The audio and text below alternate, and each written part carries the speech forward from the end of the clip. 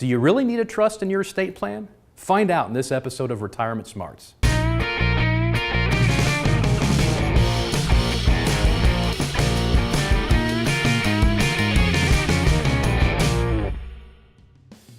There's no lack of misinformation out there when it comes to estate planning. People go to workshops, they see things on TV, they read things on the internet. And one of the most common questions we get asked as financial planners is, do I need a trust for my financial affairs? And for the vast majority of Americans, the answer is no.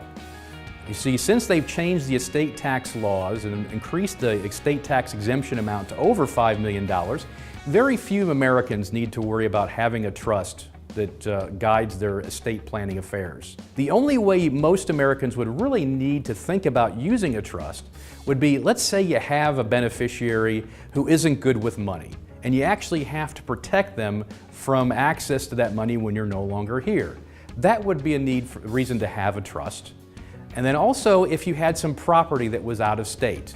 You see, when you die, your property is going to be probated because you're no longer here. So the probate court has to decide who gets your stuff when you're no longer here.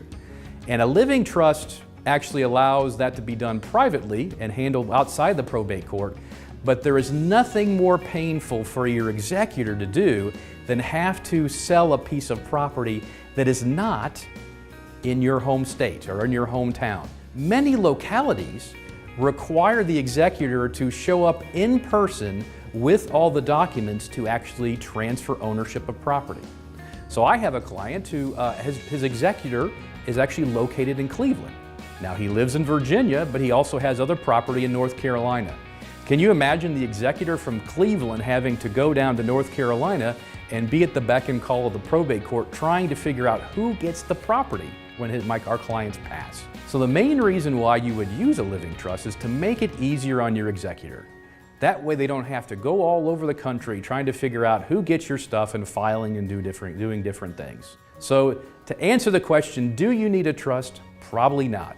But if you're not sure, come on in and see us. We'd love to help you figure that out. If you like that video and would like a second opinion on your taxes, investments, and estate plan, click on the link below, and I'd be happy to spend a few minutes with you discussing your situation.